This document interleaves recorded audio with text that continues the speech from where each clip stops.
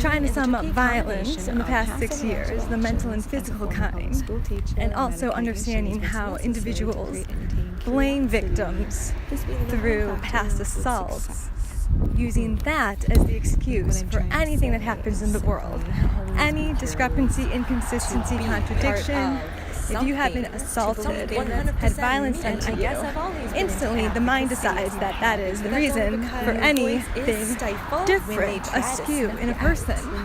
Most people will hold their tongue, but when there is responsibility for actions that they've done that are present, it's interesting how much that story becomes bigger to the individual who is avoiding blame.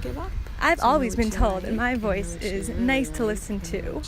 I can articulate and emphasize, not recognizing that my skill of articulation was going to be the worst thing for me in a healthcare setting. But they don't know enough. They don't have knowledge. Since nobody understands so they have to keep the pretending. abilities that I had before. Teaching a classroom, being a special educator, means you kind of have to change on the dime, considering the situation ahead of you. With practice, my voice has returned. With consciousness, the violence that was done to me in a mental and physical way so the pursuit of knowledge to something I can now talk about. But I also use my voice as a way to understand why emotion affects the body.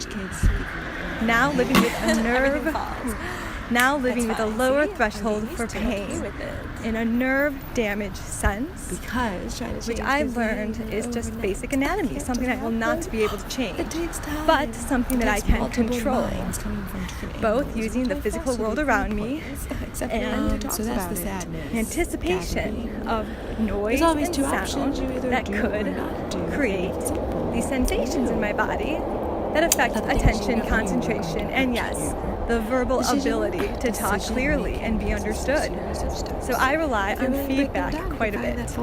Knowing where I come from in terms of ability to speak, hold on to different thoughts at once, multitasking, and understanding what someone is telling me at the same time assessing what I don't understand, and clarifying that to really add to the conversation. Conversing with people was never a problem for me. But I did not always prefer to be around certain people for their lack of imagination, innovation, and their, I don't know what to call it. Let's just say they're boring. And whatever you consider boring, you can relate to my experience. I found these to be individuals who just don't have much to say and would often joke. A lot of what we consider mental illness can be fixed by a hobby. Do something with your life and get your nose out of other people's business. Now, to be asked to live in the moment is harrowing. That's what got me. But I also recognize that to live in the moment is the exact thing that I need to do, which is to express myself and use my verbal cues to be comfortable, in a sensory world. I walk and talk, this being how I distract myself, later finding out after 3 years of documenting my journey, both verbally and through video recordings, that Darwin was a walker, Chopin was a walker, thinkers walked and thought and had eureka moments. This being when our executive and default networks toggle. Haven't you ever been in a situation where your thoughts are coming all at once and you can't think clearly? Especially when there's a little bit of pressure added in to make a good choice and you have all the facts. You also need to recognize whether or not you're stressing out. This color, anxiety, how to but also color for me, not knowing what might happen. The fear that making the wrong choice will have dire consequences. To understand me, you need to understand how I think. In order to understand how I think, you need to listen and question and be comfortable with recognizing your own prejudice and bias, whether conscious or subconscious. I have no self-consciousness when I speak now. What is blatantly clear now is that helpful. So here I am wandering around in the country, having to leave my city, my country. They don't want to having to leave the place I live in professionally and personally for 18 years because triggers are coming in from all around. And later I find out on my last day, sitting in the Admirals Club in New York City, I come across an article about how walking and unlocking that creative side is kind of what or kind of how the great thinkers did it when there was no entertainment and you were kind of just stuck with your thoughts. In addition, if you hold something in your hand, it can even help. Well, I hold things in my hand to combat the nerve damage that I feel in my fingertips. Squeezing, one hand a phone, the other hand an iPhone. Nope, the other hand an iPod. This sensory where I'm at, there's noises and it's distracting. I'm trying not to focus on it. But the point of mindfulness is to bring your mind back to the moment. And unfortunately, the moment is a lot of physical pain. Having my experience as a teacher in a public school, dealing with difficult people and having to micromanage little lives, I cannot convince myself that I am not supposed to be pursuing education in some way after violence was done to me, and watching how grown-ups turn away from it, ignore it, and use the very words that they claim to say and do, like protect. Their sympathy for children of special needs was not coming through based on their behaviors and the actions. This being the contradiction that my body feels, and that's it. So, how to take the worst chronic body pain and make it the best?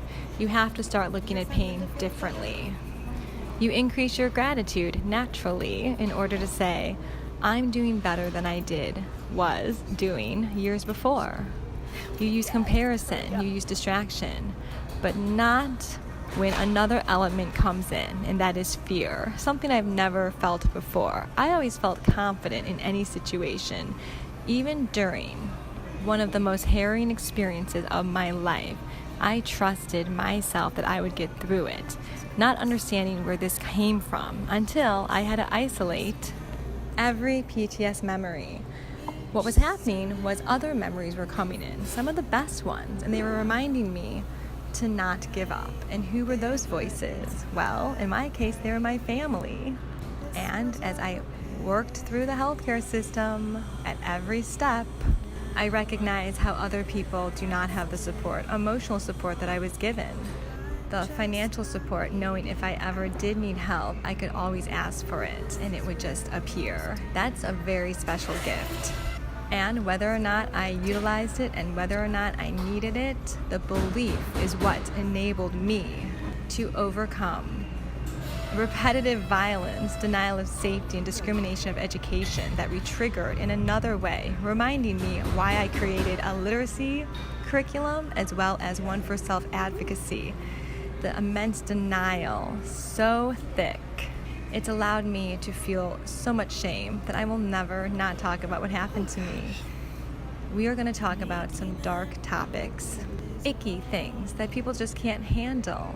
But also, it's done with a purpose to make sure that the perspective of those who have had violence done to them, sexual assaults, abuses, and neglect that stay with you because our central nervous system and our limbic system allow us to remind us never be in this situation again. We are constantly learning. When anyone is out of pain, their behavior changes.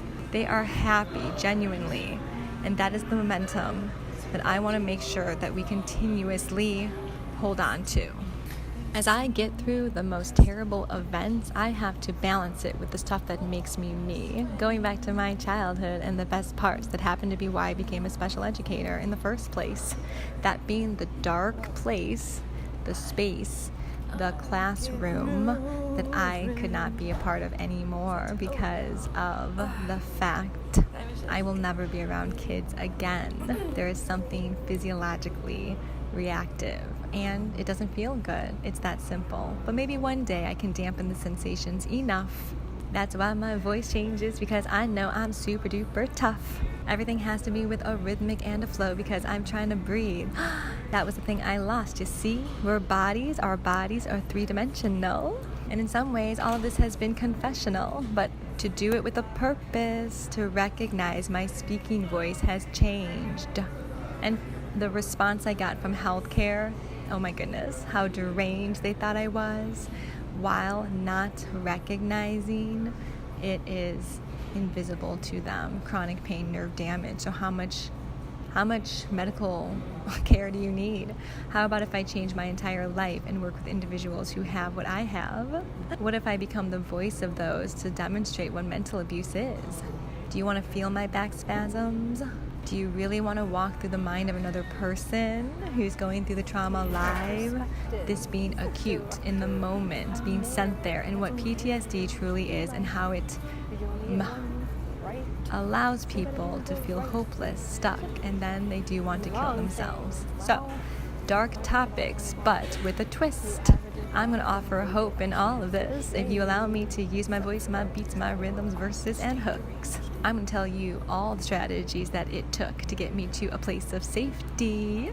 That means comfort within your own body. And because I'm conservative, this stuff is private to me. That's why I believe if I can do it, so can you too. But you're going to need help to get through. So, I will not say my name. You will not see my face. But if you do connect to me in another 2D or 3D dimensional space, then fine. It was meant to be, and that's how I have to live my life openly, because fear is going to be inside of me forever. But I do think it was supposed to be like this. My religious upbringing prepared me for all of it. Their shit, their bullshit, their hypocrisy, the way that systems hurt and cause needless suffering. That's the difference, see? Needless. We don't have to keep doing it. Institutional trauma. Every word is going to get its drama. An outlet, so that I never forget who helped me, who was there for me as I make my life the way I want it now, before I did the same with education. Because that's victimology. How else can you feel necessary in a world that you're not really familiar with? You help others, it's service to others. That is the true composite that makes us, us. All of us that have been concussed, thrown in the rubbish bin, to be left and turned to dust. So I don't believe in rust, because everything has beauty.